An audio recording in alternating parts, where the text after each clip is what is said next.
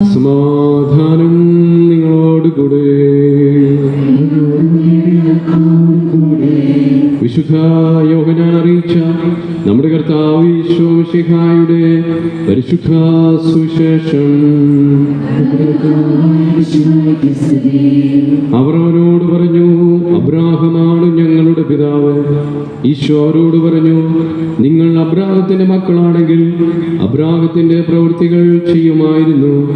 എന്നാൽ ദൈവത്തിൽ നിന്ന് കേട്ട സത്യം നിങ്ങളോട് പറഞ്ഞ എന്നെ കൊല്ലാൻ നിങ്ങൾ ആലോചിക്കുന്നു. അബ്രാഹം ഇങ്ങനെ ചെയ്തിട്ടില്ല. നിങ്ങൾ നിങ്ങളുടെ പിതാവിന്റെ പ്രവൃത്തികൾ ചെയ്യുന്നു. അപ്പോൾ അവർ പറഞ്ഞു, ഞങ്ങൾ ജാരസന്തതികളല്ല, ഞങ്ങൾക്ക് പിതാവ് ഒന്നേയുള്ളൂ, ദൈവം. ഈശോ അവരോട് പറഞ്ഞു, ദൈവമാണ് നിങ്ങളുടെ പിതാവെങ്കിൽ നിങ്ങൾ എന്നെ സ്നേഹിക്കുമായിരുന്നു. കാരണം ഞാൻ ദൈവത്തിൽ നിന്നാണ് വന്നിരിക്കുന്നത്. ഞാൻ സ്വമേധയാ വന്നതല്ല, അവിടുന്ന് എന്നെ അയച്ചതാണ്. ഞാൻ പറയുന്നത് എന്തുകൊണ്ട് നിങ്ങൾ ഗ്രഹിക്കുന്നില്ല? എൻ്റെ വചനം ശ്രവിക്കാൻ നിങ്ങൾക്ക് കഴിവില്ലാത്തത് കൊണ്ട് തന്നെ. നിങ്ങൾ നിങ്ങളുടെ പിതാവായ പിശാചിൽ നിന്നുള്ളവരാണ്. നിങ്ങളുടെ പിതാവിൻ്റെ ഇഷ്ടമനുസരിച്ച് പ്രവർത്തിക്കുവാൻ നിങ്ങൾ ആഗ്രഹിക്കുന്നു. അവനാകട്ടെ ആദ്യം മുതൽ കൊലപാതകിയാണ്. അവനൊരിക്കലും സത്യത്തിൽ നിലനിന്നിട്ടില്ല. എന്തെന്നാൽ അവനിൽ സത്യമില്ല. കള്ളം പറയുമ്പോൾ സ്വന്തം സ്വഭാവം അനുസരിച്ചു തന്നെയാണ് അവൻ സംസാരിക്കുന്നത്. കാരണം അവൻ നുണയനും നുണയുടെ പിതാവുമാണ്. ഞാനാകട്ടെ സത്യം പറയുന്നത് കൊണ്ട് നിങ്ങൾ എന്നെ വിശ്വസിക്കുന്നില്ല. നിങ്ങളിൽ ആർക്ക് എന്നിൽ പാപം ആരോപിക്കാൻ കഴിയും? ഞാൻ സത്യമാണ് പറയുന്നതെങ്കിൽ എന്തുകൊണ്ട് നിങ്ങൾ എന്നെ വിശ്വസിക്കുന്നില്ല? ദൈവത്തിൽ നിന്നുള്ളവൻ ദൈവത്തിന്റെ വാക്കുകൾ ശ്രവിക്കുന്നു. നിങ്ങൾ ദൈവത്തിൽ നിന്നുള്ളവരല്ല, അതുകൊണ്ട് നിങ്ങൾ അവ ശ്രവിക്കുന്നില്ല.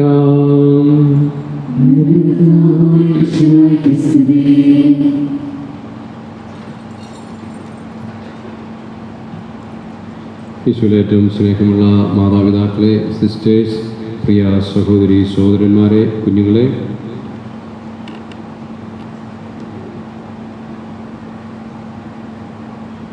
രണ്ടായിരത്തി 25 ഈ തിരുനാളിൻ്റെ ഒരുക്ക ദിവസങ്ങളിൽ, മധ്യസ്ഥ പ്രാർത്ഥന നടക്കുന്ന ഈ ദിവസങ്ങളിൽ ഇവിടേക്ക് വരുവാനും നിങ്ങളോടൊപ്പം ബലിയിൽ പങ്കുചേർന്ന് ദൈവത്തെ മഹത്വപ്പെടുത്തുവാനും ഇടയായതിൽ ദൈവത്തിന് നന്ദി പറയുന്നു. ബഹുമാനപ്പെട്ട വികാരിച്ചനും അതുപോലെ ജസ്റ്റിനച്ചനും കൈക്കാരന്മാർക്കും കമ്മിറ്റി അംഗങ്ങൾക്കും പ്രത്യേകമായിട്ട് നന്ദിയും തിരുനാളിൻ്റെ മംഗളങ്ങളും നിങ്ങൾക്ക് ഓരോരുത്തർക്കും നേരുകയുമാണ്. 2025 ഒരു പ്രത്യേകതയുണ്ട്. പണ്ട് ഞാനിവിടെ ആയിരുന്നപ്പോൾ കുട്ടികളോട് ചോദ്യങ്ങളൊക്കെ ചോദിച്ച് രണ്ടാമത്തെ കുർബാനയിൽ സന്ദേശം നൽകുമായിരുന്നു.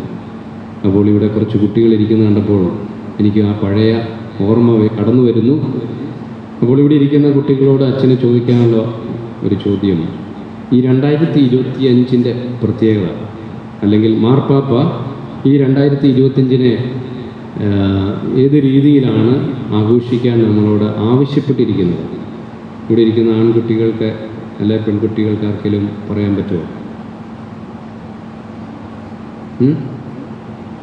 അവിടുന്ന് ഈശോയുടെ മനുഷ്യാവതാരത്തിൻ്റെ ജൂബിലി വർഷമാണ്. Very good. കുട്ടികൾക്കൊക്കെ അത് ഓർത്തെടുക്കാം. 2025 എന്ന് പറയുമ്പോൾ ഈശോ ജനിച്ചിട്ട്, നമ്മൾ ഈ വിശുദ്ധ ഗ്രന്ഥത്തിലെ ജൂബിലിയെക്കുറിച്ച് ലേവ്യരുടെ പുസ്തകത്തിൽ വായിക്കുന്നുണ്ട്. അത് 50-ാം വർഷം, ജൂബിലി വർഷം എന്ന് പറഞ്ഞാണ് ആഘോഷിക്കുക. പക്ഷേ മാർപ്പാപ്പ ഒരു പ്രത്യേകമായിട്ട് ഓർമ്മിപ്പിച്ചത്, നമ്മുടെയൊക്കെ ആയുസ്സിൽ എപ്പോഴെങ്കിലും ഒരു ജൂബിലി ആഘോഷിക്കണം. അത് സാധ്യമാകാൻ വേണ്ടി മാർപ്പാപ്പ ആവശ്യപ്പെട്ടത് 50-ന്റെ പകുതി 25 ആകുമ്പോഴെങ്കിലും ഒക്കെ അത് നമ്മൾ ആഘോഷിക്കണമെന്നാണ്. അങ്ങനെയാണ് 2025 ഈശോയുടെ ജനനത്തിൻ്റെ ജൂബിലി മനുഷ്യാവതാരത്തിൻ്റെ ജൂബിലിയായിട്ട് ആഘോഷിക്കേണ്ടതായത്. ഈശോ ജനിച്ചിട്ട് 2025 വർഷം ആകുന്നു എന്ന് കൊച്ചുകുട്ടികൾക്കൊക്കെ അത് ഓർത്തിരിക്കാം. ഈ ജൂബിലിയോടനുബന്ധിച്ച് പ്രസിദ്ധീകരിച്ചിരിക്കുന്ന ഒരു ഫ്ലെക്സ് ഉണ്ട്, ഒരു പതാക ഇവിടെയുണ്ട്. അപ്പം അതിൽ ആലേഖനം ചെയ്തിരിക്കുന്നൊരു വാക്യം പിൽഗ്രിംസ് ഓഫ് ഹോപ്പ് എന്നാണ്. പ്രത്യാശയുടെ തീർത്ഥാടകർ. നമ്മളെല്ലാവരും തീർത്ഥാടകരാണ്. മാമോദീസ സ്വീകരിച്ച് നമ്മൾ സ്വർഗരാജ്യത്തെ ലക്ഷ്യമാക്കി തീർത്ഥാടനം ചെയ്യുന്ന ആളുകളാണ്. അപ്പോൾ തീർത്ഥാടകർക്കൊരു ലക്ഷ്യമുണ്ട്. അത് തീർത്ഥാടന കേന്ദ്രങ്ങളാണ്. ഏതെങ്കിലുമൊക്കെ തീർത്ഥാടന കേന്ദ്രം. അപ്പോൾ സ്വർഗരാജ്യമാകുന്ന തീർത്ഥാടന കേന്ദ്രത്തെ ലക്ഷ്യമാക്കി യാത്ര ചെയ്യുന്നവരാണ് നമ്മൾ ഓരോരുത്തരും. അതുകൊണ്ടാണ് പ്രത്യാശയുടെ തീർത്ഥാടകർ എന്ന് പ്രത്യേകമായിട്ട് വിശേഷിപ്പിക്കപ്പെടുന്നത്. പ്രതീക്ഷയോടെ, പ്രത്യാശയോടെ തീർത്ഥാടനം ചെയ്യുന്നു. വളരെ പോസിറ്റീവായിട്ടുള്ളൊരു വാക്കാണ് പ്രത്യാശ എന്ന് പറയുന്നത്. പ്രതീക്ഷ, ഹോപ്പ്. അതിൻ്റെ നെഗറ്റീവാണ് നിരാശ. പ്രത്യാശയുള്ളവരായിരിക്കാനായിട്ടാണ് സഭ നമ്മെ ഓർമ്മിപ്പിക്കുന്നത്. ഈശോയും നമ്മെ ഓർമ്മിപ്പിച്ച അത് തന്നെയാണ്, പ്രത്യാശയുള്ളവരായിരിക്കുക. സ്ലീഹന്മാരോടും പറഞ്ഞതാണ്, നിങ്ങൾ ജെറുസലേം വിട്ടു പോകരുത്, ഉന്നതത്തിൽ നിന്ന് ശക്തി സംഭരിക്കുന്നത് വരെ ജെറുസലേം വിട്ടു പോകരുത്. പ്രത്യാശയോടെ, പ്രതീക്ഷയോടെ കാത്തിരിക്കുക, പരിശുദ്ധാത്മാവിനായിട്ട് കാത്തിരിക്കുക. ഈ ഒരു കാത്തിരിപ്പാണ് നമ്മൾ നടത്തുന്നത്. എന്താണ്? കർത്താവിൻ്റെ രണ്ടാമത്തെ വരവിനായിട്ടുള്ളൊരു കാത്തിരിപ്പ്. അവൻ വരും, അവൻ നമ്മളെയും കൂട്ടിക്കൊണ്ടുപോകും. ഈശോ പറഞ്ഞത് തന്നെ സ്ലീഹന്മാരോടും, ഞാൻ പോയി കഴിയുമ്പോൾ നിങ്ങൾക്ക് ഒരു സ്ഥലം ഒരുക്കാനായിട്ട് പോയി കഴിയും, തിരിച്ചു വരും, നിങ്ങളെയും കൂട്ടിക്കൊണ്ടുപോകും. ഈ ഒരു പ്രതീക്ഷയാണ് നമ്മളെ മുന്നോട്ട് നയിക്കുക. ഈ പ്രത്യാശയുടെ തീർത്ഥാടനത്തിലാണ് നമ്മൾ ഓരോരുത്തരും. സ്നേഹമുള്ളവരെ, ഈ പ്രത്യാശയുടെ തീർത്ഥാടനത്തിൽ നമ്മൾ ഒറ്റയ്ക്കല്ല. നമ്മുടെ കൂടെ തീർത്ഥാടനം പോയ ഒരു കുടുംബമുണ്ട്, തിരുക്കുടുംബം. ജെറുസലേം ദേവാലയത്തിലേക്ക് എല്ലാ വർഷവും തീർത്ഥാടനം നടത്തിയ ഒരു കുടുംബം നമുക്ക് വലിയ മാതൃകയായിട്ട് നമ്മളോടൊപ്പമുണ്ട്. ഈ തീർത്ഥാടന വഴിയിൽ, നമ്മുടെ ജീവിതയാത്രയിൽ നമ്മൾ ഒറ്റയ്ക്കല്ല, മറിച്ച് തിരുക്കുടുംബം നമ്മുടെ കൂടെയുണ്ട്. ത്രിത്വേക ദൈവം നമ്മുടെ കൂടെയുണ്ട്. തീർത്ഥാടകർ ഒറ്റയ്ക്കല്ല പോവുക, മറിച്ചൊരു കൂട്ടമായിട്ട് പോവുക. നമുക്ക് പലപ്പോഴും കാണാം, വഴിയിലൂടെ തീർത്ഥാടനം ചെയ്യുന്ന ആളുകളെ. പരുമല തീർത്ഥാടനത്തിന് നടന്നു പോകുന്നവരുണ്ട്, മഞ്ഞിനിക്കരയ്ക്ക് നടന്നു പോകുന്നവരുണ്ട്, നമ്മൾ മലയാറ്റൂര് നടന്നു പോകുന്ന ആളുകളുണ്ട്, ശബരിമലയ്ക്ക് നടന്നു പോകുന്ന ആളുകളുണ്ട്. സ്നേഹമുള്ളവരെ, ഒരു കൂട്ടമായി തീർത്ഥാടനം ചെയ്യുന്നത്.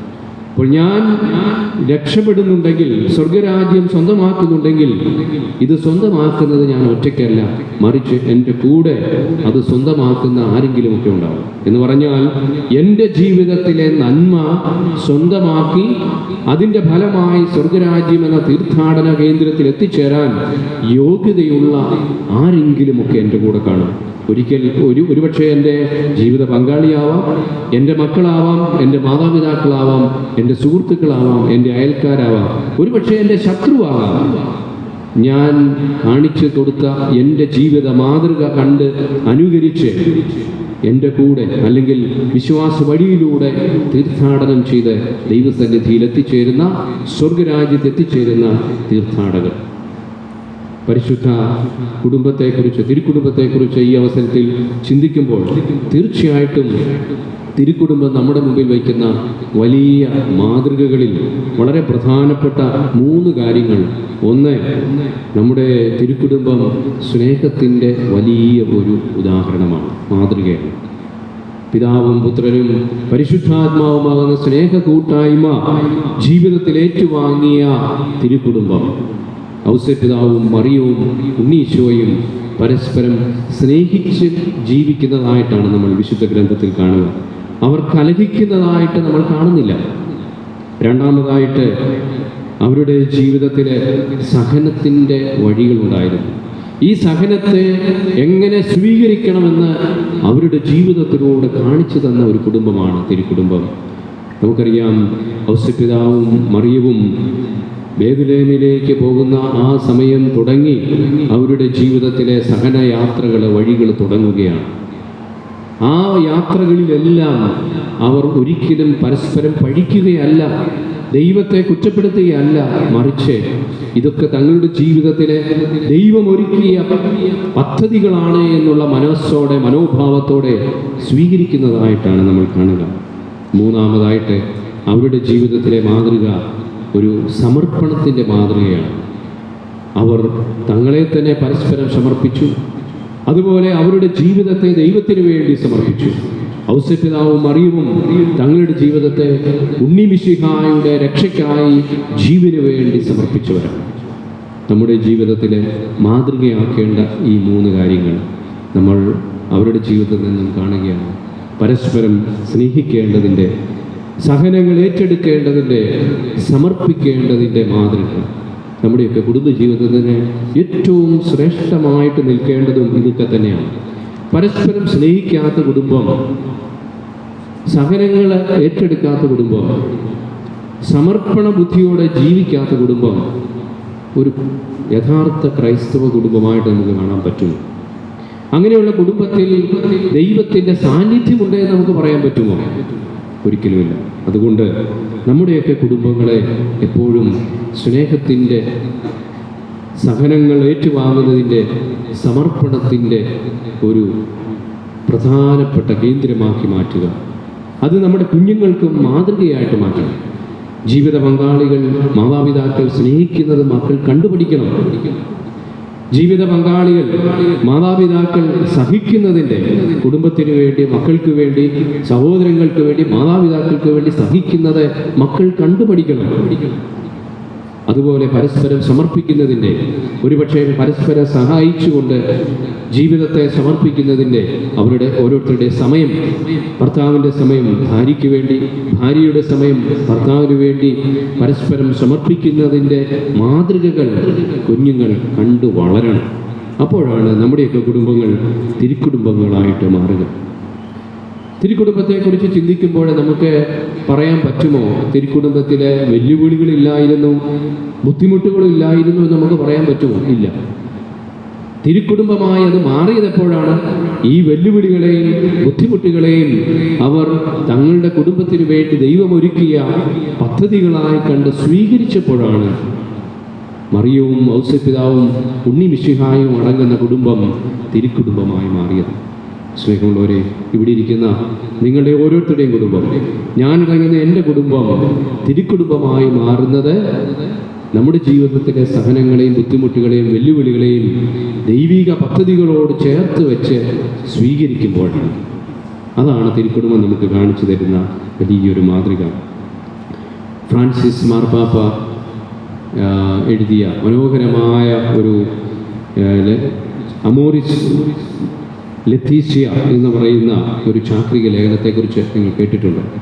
അതിൻ്റെ 85-ാമത്തെ ഖണ്ഡികയിൽ പറയുന്ന ഒരു വാക്യമുണ്ട് കുടുംബത്തെക്കുറിച്ച് പറയുന്നത്. Family is the nearest hospital for the wounded.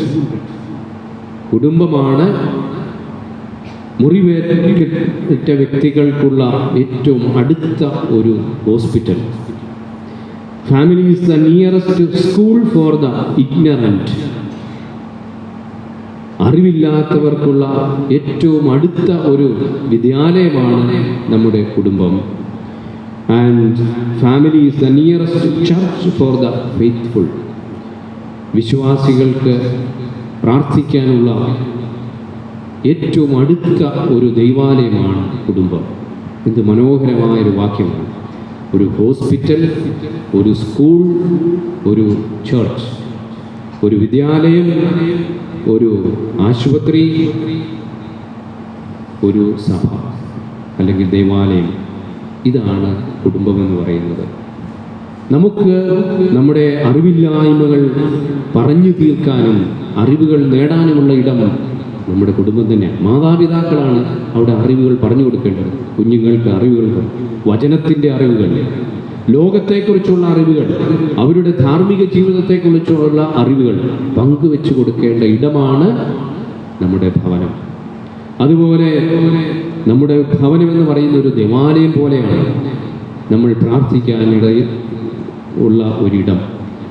നമ്മുടെ വേദനകളും നമ്മുടെ ഇല്ലായ്മകളും പോരായ്മകളും അപേക്ഷകളും ഇറക്കി വെക്കുന്ന ദേവാലയം പോലെ നമ്മുടെ ഭവനങ്ങൾ, നമ്മുടെ ആശയങ്ങൾ, നമ്മുടെ അപേക്ഷകൾ, അഭിലാഷങ്ങൾ, നമ്മുടെ ബുദ്ധിമുട്ടുകൾ, വേദനകളൊക്കെ മാതാപിതാക്കളോടും സഹോദരങ്ങളോടും ജീവിത പങ്കാളിയോടുമൊക്കെ വിശ്വാസത്തോടെ ഇറക്കി വയ്ക്കുന്ന, പറഞ്ഞു തീർക്കുന്ന ഇടമായി, ദേവാലയം പോലെ ഉള്ള ഒരിടമായി നമ്മുടെ വീടുകൾ മാറണം. അതുപോലെ മുറിവേൽക്കപ്പെട്ടവർക്ക് സൗഖ്യം നൽകുന്ന ഒരിടം പോലെയാണ് നമ്മുടെ ഭവനമെങ്കിൽ, സ്നേഹമുള്ളവരെ, ആത്മാവിൽ, മനസ്സിൽ, ശരീരത്തിൽ മുറിവേൽക്കുമ്പോൾ, രോഗത്തിൻ്റേതും മാനസികമായ സംഘർഷങ്ങളുടേതുമായ മുറിവേൽക്കപ്പെടുന്ന വ്യക്തികൾക്ക് അവിടെ ആശ്വാസത്തിൻ്റെ തൈലം പൂശുവാനുള്ള നല്ല ഒരു ആശുപത്രിയായി നമ്മുടെ ഭവനങ്ങൾ മാറണം.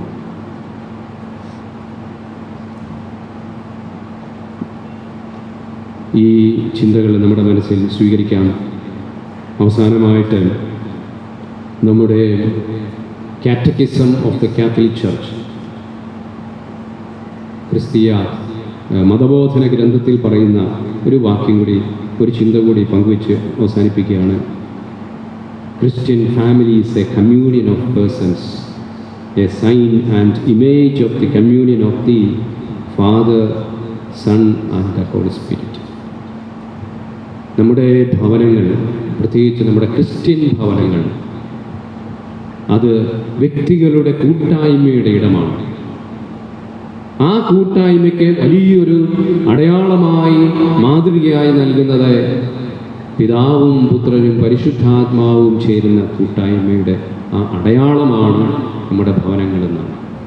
അപ്പോൾ നമ്മുടെ ഭവനത്തിൽ സ്നേഹവും കൂട്ടായ്മയും നിലനിൽക്കുമ്പോൾ ഓർക്കുക, ഇത് പിതാവും പുത്രനും പരിശുദ്ധാത്മാവുമാകുന്ന തൃത്വിക ദൈവത്തിൻ്റെ കൂട്ടായ്മയുടെ അടയാളം എൻ്റെ ഭവനത്തിൽ ഞാൻ സാക്ഷ്യമായിട്ട് നിർത്തുകയാണ് എന്ന്. ഇതേ അടയാളമാണ് തിരുക്കുടുംബം അവരുടെ ജീവിതത്തിൽ ഏറ്റുവാങ്ങിയത്. നമ്മുടെയൊക്കെ ഭവനങ്ങൾ ഇതുപോലെ കൂട്ടായ്മയുടെ, സ്നേഹത്തിൻ്റെ, പങ്കുവയ്ക്കലിൻ്റെ ഭവനങ്ങളായിട്ട് മാറട്ടെ. ഞാൻ ഇന്ന് നമ്മുടെ കാരിത്താസ് മാതാ നേഴ്സിംഗ് കോളേജിൽ ക്ലാസ് എടുത്തിട്ടാണ് വന്നത്. അവിടുത്തെ ഇന്നത്തെ വിഷയവും ഫാമിലി ആൻഡ് മാരേജ് എന്നായിരുന്നു. കുടുംബത്തെക്കുറിച്ചും വിവാഹത്തെക്കുറിച്ചുമുള്ള ഒരു ചാപ്റ്റർ നേഴ്സിംഗ് സ്റ്റുഡൻസിന് എടുക്കാനുണ്ട്. അപ്പോൾ അവിടെ ഫാമിലിയെക്കുറിച്ച് ഒരു സോഷ്യൽ യൂണിറ്റായിട്ടാണ് പറയുക. ഫുൾട്ടൺ ജെ ഷീൻ എന്ന ഒരു ബിഷപ്പ് പറയുന്നത് ഫാമിലി ഒരു ബയോളജിക്കൽ യൂണിറ്റ് മാത്രമല്ല. നമുക്കറിയാം, അപ്പൻ, അമ്മ, മക്കൾ, ശാരീരികമായ സാന്നിധ്യമുള്ള ഒരു കുടുംബം. സോഷ്യോളജിയിൽ അതിനെ ഒരു സോഷ്യൽ യൂണിറ്റായിട്ടും പറയും. എന്നാൽ അങ്ങനെയുള്ള വെറും ഒരു ബയോളജിക്കലോ സോഷ്യലോ ആയിട്ടുള്ള ഒരു യൂണിറ്റായിട്ട് മാത്രമല്ല നമ്മൾ കുടുംബത്തെ കാണേണ്ടത്. മറിച്ച് family is the domestic church, ഗാർഹിക സഭയാണ്. നമ്മൾ സൺഡേ സ്കൂൾ തൊട്ടേ പഠിക്കുന്ന സഭയെക്കുറിച്ച്, വീടിനെക്കുറിച്ച്. കുടുംബം ഗാർഹിക സഭയാണ്. ഈ സഭയിലാണ് ദൈവികമായ സ്നേഹം പഠിക്കുകയും ജീവിക്കുകയും ചെയ്യേണ്ടത്. അപ്പോൾ ദൈവത്തിൻ്റെ സ്നേഹം പഠിക്കുകയും ജീവിക്കുകയും ചെയ്യേണ്ട ഗാർഹിക സഭയാണ് നമ്മുടെ കുടുംബം.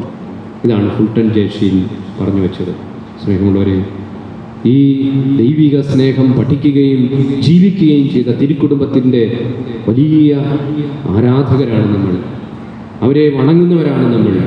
ആ തിരുക്കുടുംബത്തിൻ്റെ മാധ്യസ്ഥം ഉള്ള ഈ ഇടവകയിൽ അംഗങ്ങളാകാൻ ഭാഗ്യം ലഭിച്ചവരാണ് നമ്മൾ.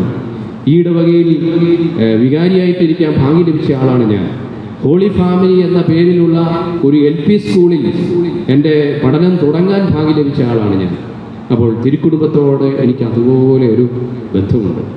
ആ തിരുക്കുടുംബത്തിൻ്റെ ചൈതന്യം ഹൃദയത്തിൽ ഏറ്റുവാങ്ങുവാൻ നമുക്ക് സാധിക്കട്ടെ. ചാവറ പിതാവ് ജീവിക്കുകയും തൻ്റെ പ്രേക്ഷിത പ്രവർത്തനം നടത്തുകയും ചെയ്ത മനോഹരമായ ഒരു കുന്ന്, മാന്നാനം കുന്ന് നമ്മുടെ അടുത്താണ്. ചാവറ പിതാവിൻ്റെ ഏറ്റവും വലിയ ഭക്തി ആരോടായിരുന്നു, എന്തിനോടായിരുന്നു ചോദിച്ചു കഴിഞ്ഞാൽ തിരുക്കുടുംബത്തോടായിരുന്നു. ചാവറ പിതാവിനെ ചിത്രീകരിക്കുന്നിടത്തൊക്കെ ഒരു തിരുക്കുടുംബത്തിൻ്റെ പടവും കാണാം. അപ്പോൾ തിരുക്കുടുംബത്തിൻ്റെ പ്രത്യേകമായ സാന്നിധ്യം, തിരുക്കുടുംബത്തിൻ്റെ പ്രത്യേകമായ അനുഗ്രഹം, ആ വലിയ മാതൃക നമുക്ക് സ്വന്തമാക്കാം.